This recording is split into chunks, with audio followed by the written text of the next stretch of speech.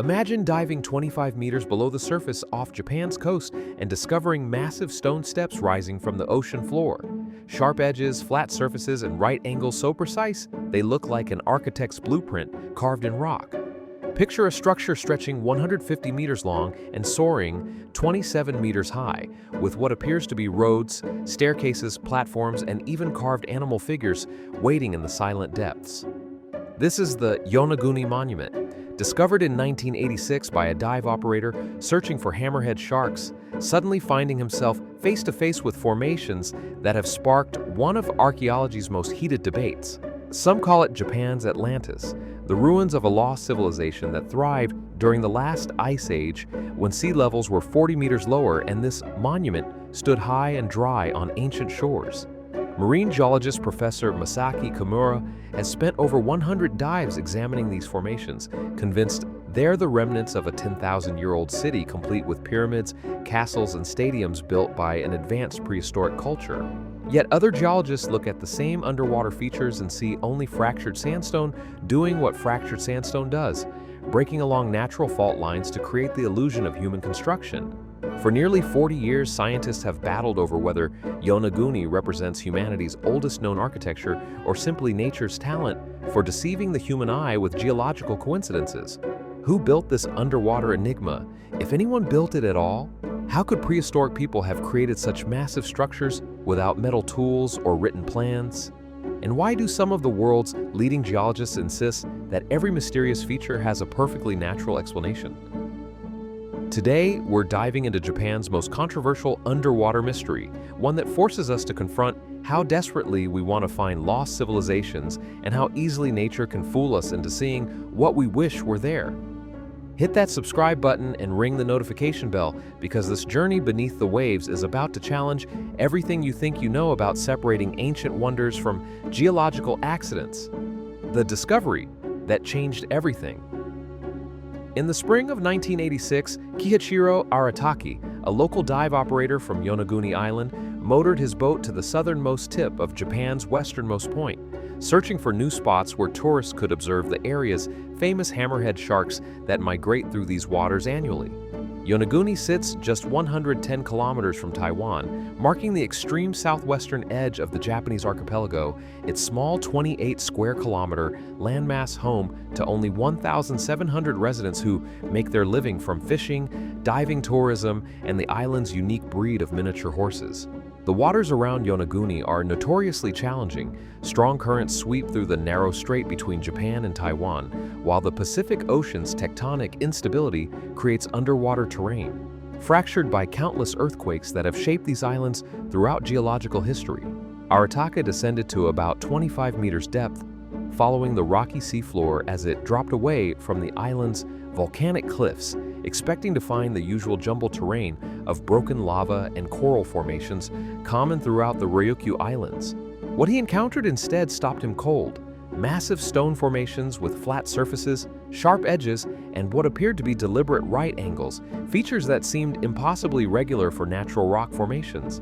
The structure rose like a stepped pyramid from the seafloor, its layers creating terraces that resembled nothing so much as the ziggurats of ancient Mesopotamia or the stepped pyramids of Mesoamerica, their geometric precision suggesting architectural planning rather than geological accident. Arataki surfaced with his mind reeling. He'd been searching for sharks, but had stumbled upon something that looked like the ruins of an ancient city, its stones waiting silently in the depths where they'd apparently lain undiscovered for thousands of years. The dive operator immediately recognized the significance of his find, understanding that if these formations were indeed man-made, they would represent one of the most important archaeological discoveries in Japanese history, potentially rewriting understanding of prehistoric Pacific civilizations. He shared his discovery with local authorities and the diving community. Such massive structures could have gone unnoticed so close to shore in waters regularly visited by fishermen and divers. Picture that first moment of recognition, swimming along expecting another dive, then suddenly confronting stone blocks that seem to defy everything you know about how nature shapes underwater rock, your mind struggling to comprehend whether you're seeing architecture or illusion. What would you think if you discovered formations that looked man-made in waters where no ancient civilization was supposed to have existed? Drop your thoughts in the comments below. I'd love to hear whether you trust your eyes or your knowledge of geological processes, and stick around because we're about to meet the professor who's dedicated his life to proving these are genuine ruins, Professor Kamura's obsession. When news of Aratake's discovery reached the University of the Ryukyus in Okinawa, marine geologist Masaki Kamura decided to investigate these curious formations that were generating excitement in the local diving community and speculation about possible archaeological significance. Kamura made his first dive to the site in 1992, 6 years after the initial discovery, descending with scientific instruments and cameras to document the underwater features that were already being called Yonaguni Monument by enthusiastic divers and local tourism promoters. What Kamura saw during that first dive convinced him that he was witnessing something extraordinary. The formations weren't just vaguely geometric, but showed what appeared to be deliberate engineering, with parallel grooves, stacked platforms, and angles that seemed too perfect to be accidental erosion. The professor returned again and again, making over 100 dives to the site over the next two decades, his scientific curiosity gradually transforming into conviction that he had discovered the remnants of a prehistoric civilization that flourished during the last ice age. Kamura founded the Marine Science and Cultural Heritage Research Association specifically to study Yonaguni, recruiting supporters who shared his belief that conventional archaeology was overlooking evidence of advanced cultures that existed before the dawn of recorded history. His analysis identified numerous features within the formation: a main pyramid-like structure measuring 150 by 40 meters and rising 27 meters from the seafloor, what he called a turtle formation on top of the main platform, a series of steps and terraces that resembled roadways or ceremonial paths, holes drilled into rock faces that appeared too regular and strategically placed to be natural, carved triangular depressions that served no obvious geological purpose, and what he claimed were representations of animals etched into the stone surfaces. The professor's most dramatic claim involved a section he named Jacques' Eyes, after freediver Jacques Maillot, two depressions in a large boulder that Kamura argued were deliberately carved to resemble human or animal eyes, though photographs show irregular concave features that don't particularly resemble eyes except when lit from directly above. Kamura proposed that the entire complex represented a lost city, complete with castle structures, a stadium or amphitheater, roads connecting different sections, and monuments that served religious or ceremonial purposes for the civilization that built it. His timeline placed construction during the last glacial maximum around 10,000 BCE, when sea levels were approximately 40 meters lower than today, and Yonaguni would have been part of a land bridge connecting Taiwan to Japan's southern islands. The professor suggested that either gradual sea level rise or sudden tectonic events submerged the monument, preserving it beneath the waves where it remained hidden until modern diving technology allowed its rediscovery. Academic reception of Kamura's theories was immediate and overwhelmingly skeptical. Most geologists who reviewed his photographs and data saw nothing that couldn't be explained by well-understood processes of rock fracturing, erosion, and weathering in tectonically active regions. Picture Kamura descending dive after dive, his conviction growing stronger with each visit, seeing evidence of human handiwork in every squared edge, while his colleagues see only sandstone breaking along predictable geological fault lines. How does a trained scientist become so convinced of something that his peers reject?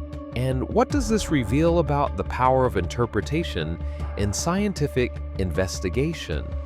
The geological counter-evidence. Robert Schoch, a geologist and paleontologist at Boston University, became the most prominent scientific voice challenging Kamura's interpretation after making his own dives to Yonaguni in the late 1990s to examine the formations that were generating such controversy. Schoch brought relevant credentials to this debate. He was already known for his work using geological weathering analysis to argue that Egypt's Great Sphinx might be thousands of years older than traditionally believed, so he wasn't someone predisposed to reject unconventional archaeological theories. What Schoch observed underwater at Yonaguni led him to conclusions drastically different from Kamura's, despite both scientists examining the same physical features with similar diving equipment and documentation methods. The most fundamental problem Schoch identified was that the entire monument consisted of continuous bedrock. There were no separate blocks placed or stacked by human hands, no mortar or binding materials, no evidence that any stones had been quarried elsewhere and transported to the site. This observation alone effectively demolished claims of deliberate construction, since all known ancient architecture involves cutting and moving stones to create structures, whereas Yonaguni appeared to be carved from solid geological formations that extended deep into the island's underlying rock. Schoch collected samples from the formation and had them analyzed, confirming they were sandstone and mudstone from the lower Miocene Yayama group. Sedimentary rocks deposited approximately 20 million years ago when this region was underwater, accumulating marine sediments that would eventually be uplifted into islands. These ancient rocks contain numerous parallel bedding planes where different sediment layers were deposited over millions of years, creating natural weaknesses where the stone preferentially breaks when subjected to tectonic stress and erosional forces. The Ryukyu Islands sit on the boundary between the Pacific Plate and the Philippine Sea Plate, making this one of Earth's most seismically active regions where earthquakes constantly fracture bedrock along predictable geometric patterns following existing planes of weakness. Schoch documented that rocks throughout the region naturally weather into formations with flat surfaces, sharp edges, and apparent right angles. He found similar features on the dry land portions of Yonaguni, where no one could possibly argue they were carved by ancient civilizations. The parallel grooves that Kamura interpreted as tool marks or roads actually follow the bedding planes in the sandstone, while the steps result from differential erosion where harder rock layers resist weathering while softer layers erode more quickly, creating natural terracing. The post holes that some researchers identified as evidence of wooden structures turned out to have exact counterparts on the island's surface, where they form naturally through selective weathering processes that create cylindrical depressions in certain types of stratified sandstone. Schoch noted that strong underwater currents continually scour the monument, removing loose debris and biological growth that would obscure the rock's features on less exposed formations, potentially making the straight edges and flat surfaces appear more pronounced than they would on dry land. The geologists acknowledged that Yonaguni's formations are unusually dramatic and visually striking, but argued that dramatic appearance doesn't equal artificial origin. Nature regularly creates spectacular formations that our pattern-seeking brains interpret as having deeper meaning or deliberate design. Other geologists who reviewed the evidence largely agreed with Schoch's assessment, noting that every feature Kamura identified has documented natural analogs at geological sites worldwide where no possibility of human construction exists. Picture two scientists examining identical rock formations. One sees ancient architecture everywhere he looks, while the other sees textbook examples of geological processes playing out exactly as predicted by established science. How do we decide who's right when interpretation depends so heavily on what we expect or want to find? The timeline doesn't work.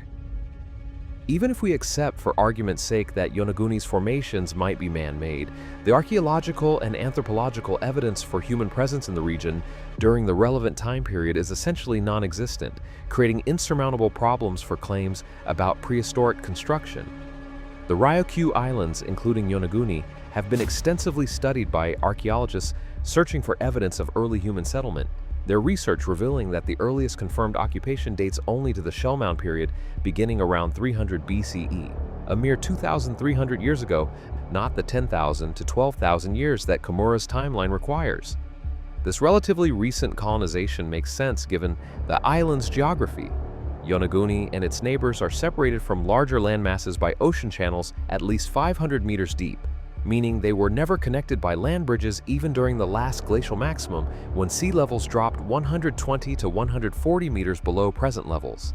Any prehistoric people who reached Yonaguni would have needed sophisticated boats capable of ocean crossings, yet the earliest evidence for such seafaring technology in the region dates only to around 5000 BCE, when Neolithic cultures in Taiwan and southern China began using canoes for coastal navigation. The nearest confirmed prehistoric culture with potential boat-building capability was Taiwan's Dapinkeng culture, which emerged around 5000 BCE. But by that time, rising sea levels following the Ice Age's end had already submerged Yonaguni's coastal areas where the monument sits, making construction impossible. Genetic studies of modern Ryukyu populations have traced their ancestry to migration southward from mainland Japan, not northward from Taiwan or other Pacific islands, further undermining scenarios where ancient Taiwanese cultures might have colonized and built structures on Yonaguni.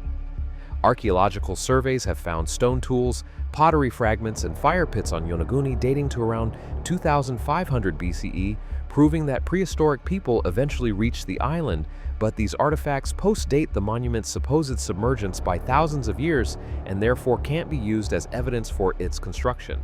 The pottery and tools discovered are consistent with known Japanese Neolithic cultures, showing no signs of unusual sophistication or advancement that would suggest capabilities for massive stone construction projects.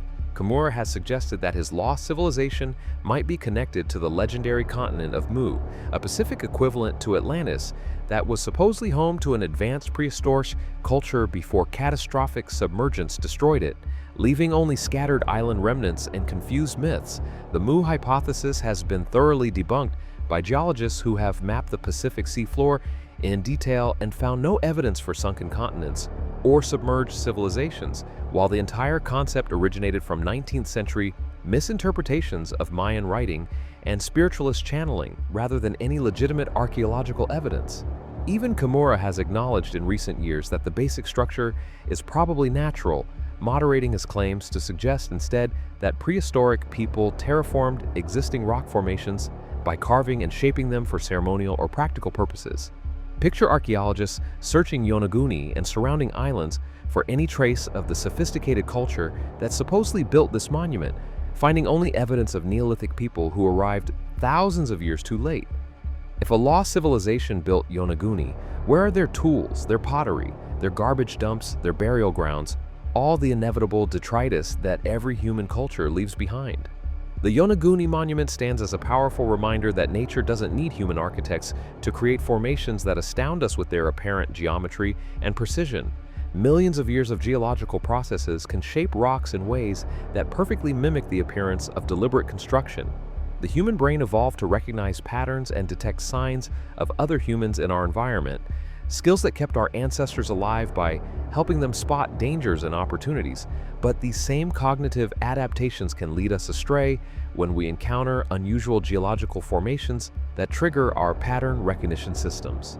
Professor Kamura's dedication to exploring Yonaguni deserves respect. He spent decades diving, documenting, and analyzing these formations with genuine scientific curiosity, even if the conclusions he reached aren't supported by the broader scientific community.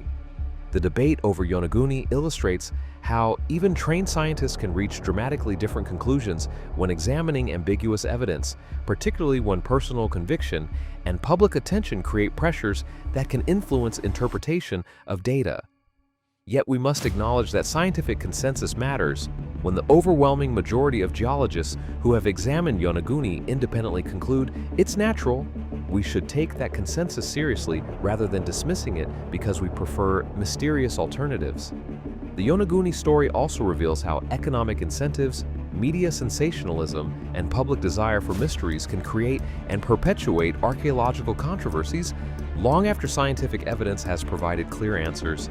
Perhaps the most important lesson is about intellectual honesty. Being willing to follow evidence wherever it leads, even when it leads away from exciting possibilities toward mundane explanations, distinguishes good science from wishful thinking. Yonaguni's formations are spectacular regardless of their origin, demonstrating nature's remarkable ability to create beauty and order through simple processes repeated over unimaginable timescales. What aspect of this story intrigues you most? The human tendency to see patterns that aren't there, the challenge of distinguishing natural from artificial when examining ambiguous evidence, or the ways that economic and psychological factors can perpetuate scientific controversies? Share your thoughts in the comments, but be ready to question your own assumptions about what you want to be true versus what evidence actually shows. Hit that subscribe button and ring the notification bell. There are more mysterious formations out there, and sometimes the truth is stranger than the myths we create around them. If you've made it this far, you're not just curious, you're a seeker. So here's what to do next. Hit subscribe right now to join the Untold Archives, because these stories are just beginning. Drop your theory in the comments. If Yonaguni is just geology, why does nature keep creating monuments in places where ancient civilizations should have been? I'll feature the best answers in a future video and share this video with someone who still thinks every underwater formation is Atlantis.